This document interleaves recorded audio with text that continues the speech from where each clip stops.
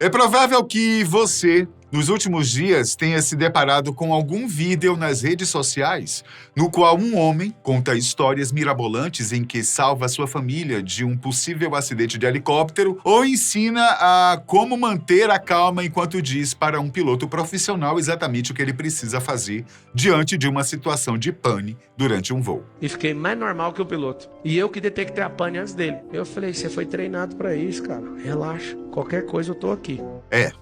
Trata-se de Pablo Marçal, um coach motivacional que viralizou e se tornou um meme por conta dessas narrativas que são, digamos, criativas demais.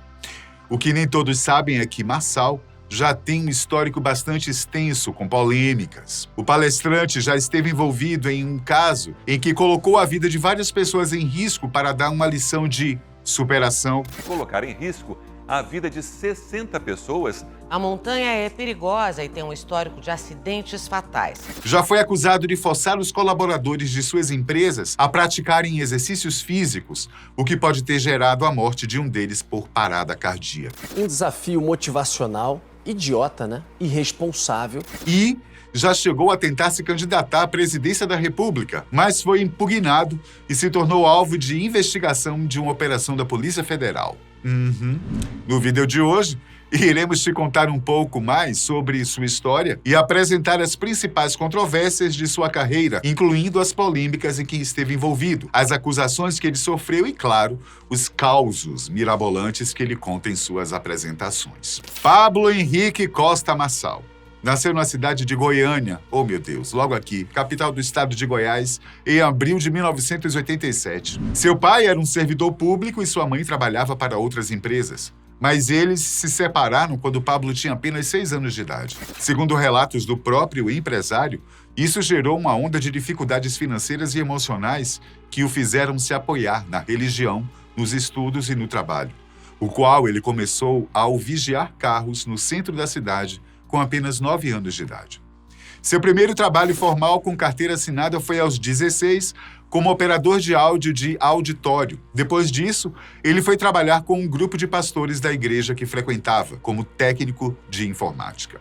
Aqui dá início à primeira grande polêmica da vida do coach. O grupo foi acusado de cometer crimes digitais, instalando programas maliciosos nas máquinas para roubar dados sensíveis das vítimas.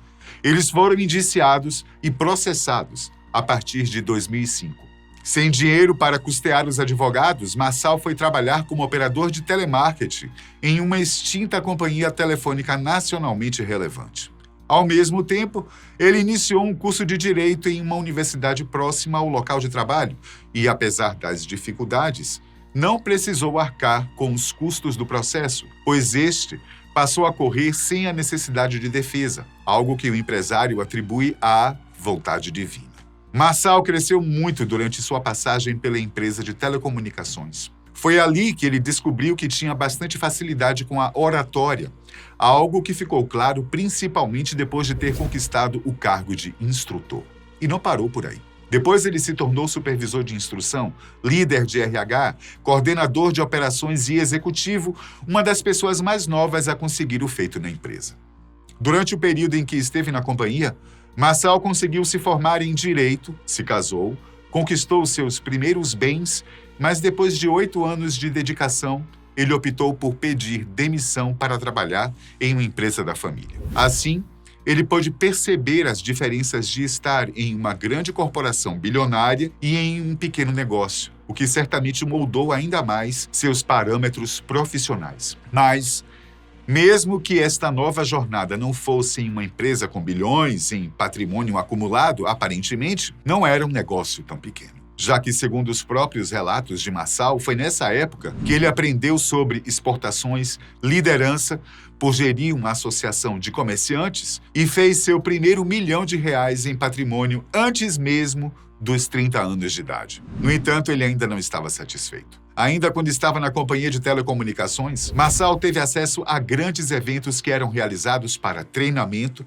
negociações, divulgação, enfim, grandes estruturas com palcos, iluminação e apresentações que lhe chamaram a atenção. Quando foi procurar saber mais sobre este mundo, ele se deu conta de que a pessoa que organizava essas conferências ganhava mais do que ele ganhou em toda a sua trajetória de sucesso como contratado em apenas um dia. Fato que lhe chamou muita atenção. Foi então que ele resolveu se demitir da empresa familiar para se dedicar à carreira de coach, escrevendo livros de autoajuda e viajando o país para palestrar sobre sucesso e motivação. No entanto, Marçal encontrou outras formas de monetizar essa sua nova carreira, a venda de cursos. Além de cobrar assinaturas para que as pessoas acessem seu conteúdo, Não tem nada. Escolhe o do lado de lá.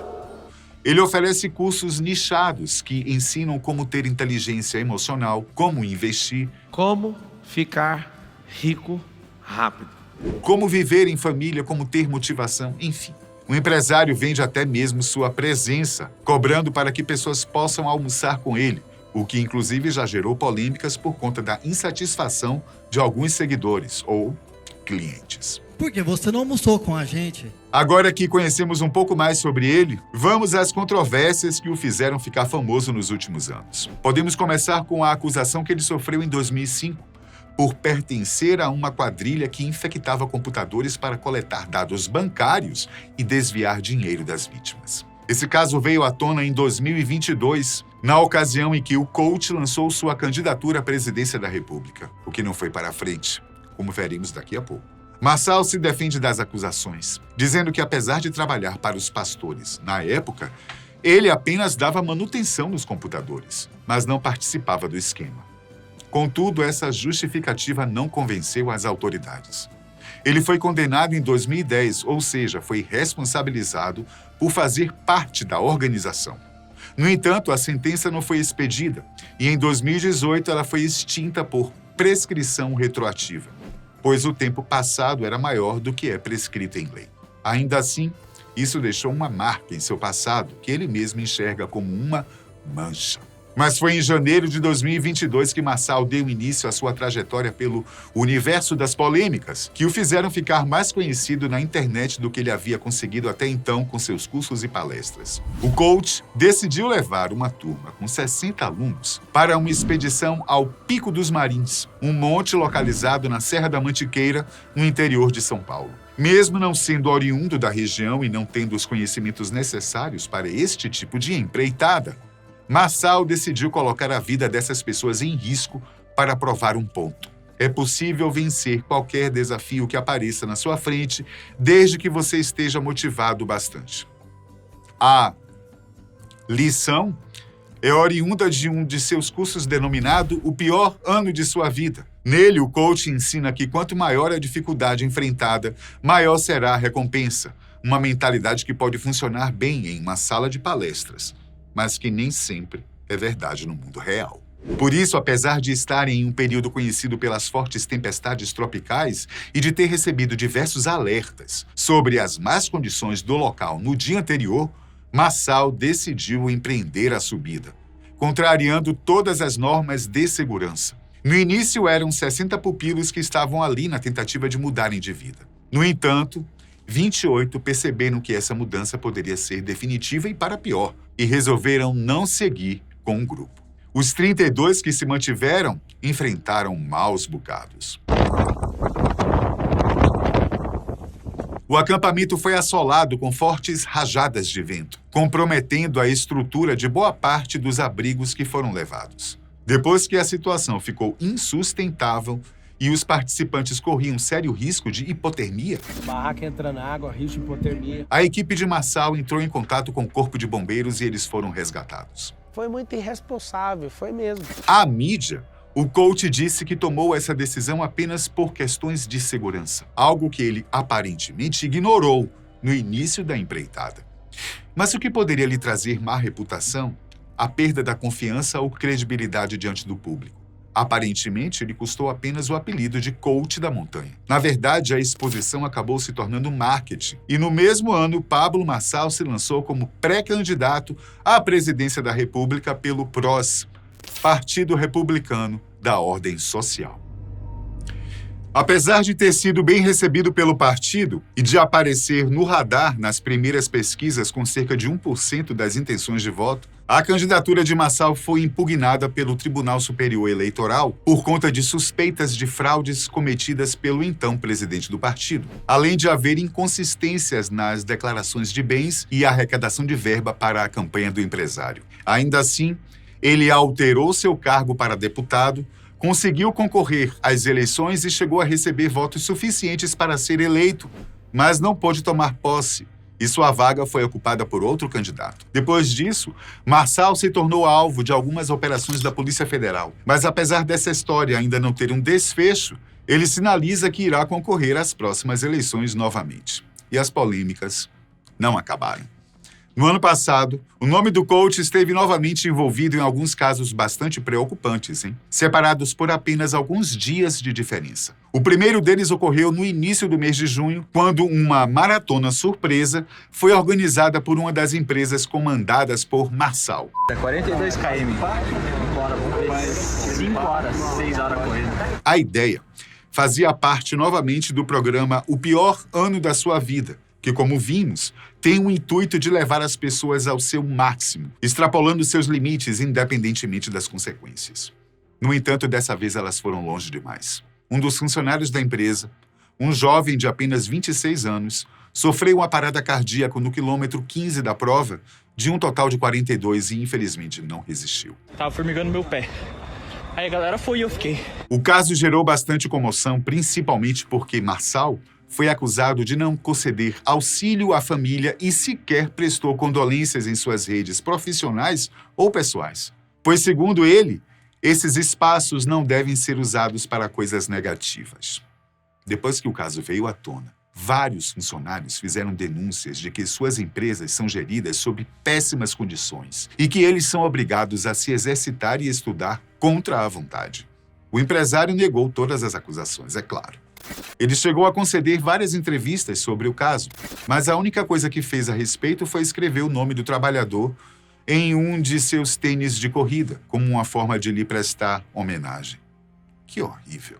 Não é preciso dizer que isso provocou ainda mais inconformidade nas pessoas que acompanhavam o caso. Esse boom que teve de coaches pelo Brasil, veio um monte de safado, 7-1. Sobretudo para a família, que se sentiu profundamente desrespeitada com o ato. E como se isso tudo não bastasse, no final daquele mesmo mês, o nome do empresário ganhou novamente espaço nos noticiários por um motivo bastante similar. Outro funcionário padeceu nas dependências de sua empresa, vítima de um acidente de trabalho.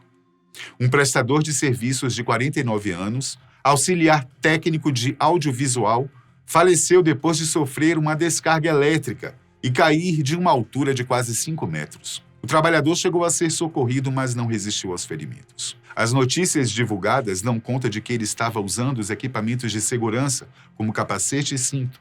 Mas a família diz que não havia ponto de ancoragem para o apoio em caso de queda, e aparentemente a fiação não deveria estar energizada naquele momento. O caso está sendo investigado pela Polícia Civil. Da parte de Marçal, apenas silêncio. Mas isso não parece ser algo do feitio do coach. Na verdade, depois destas polêmicas, seu nome deixou a mídia por algum tempo, porém, ganhou espaço novamente por conta dos relatos que ele vem fazendo durante suas palestras, onde ele aparenta ter domínio sobre todo tipo de conteúdo, até os mais difíceis e mirabolantes. Como exemplo, podemos citar suas declarações sobre a morte do piloto Ayrton Senna. Segundo o coach, o ídolo brasileiro da Fórmula 1 padeceu por insegurança, por temer a ameaça de outros pilotos mais novos, e por isso ele teria acelerado em uma curva que era preciso frear. Já estudei tudo. Você falar do Senna, eu sei. Sua falha seria produto de uma falta de controle emocional, um dos pontos chaves dos cursos oferecidos por ele. No entanto, depois do lançamento deste vídeo, diversos especialistas, incluindo pilotos, desmentiram a versão do empresário. Ele não entende absolutamente nada de corrida de automóvel. Eles rebateram os argumentos com informações precisas, incluindo conhecimentos adquiridos com o laudo da perícia do acidente. Ayrton não cometeu um erro ao acelerar em uma curva que devesse frear. Foram algumas estruturas cruciais, como a coluna de direção, que cederam enquanto ele estava em alta velocidade. Ele bateu porque quebrou a coluna de direção. Virou um volante foi em frente. Outra aventura narrada por Marçal se deu quando ele estava com sua família em um helicóptero que teve uma falha no motor. Segundo o coach, ele percebeu o erro antes mesmo do piloto e tentou avisá-lo sem causar pânico em seus entes queridos. Algo notável. Passa calma aqui. Aí ele... Eu... Não fosse a dificuldade de comunicação da aeronave sem os fones dedicados, algo que ele omitiu de sua versão.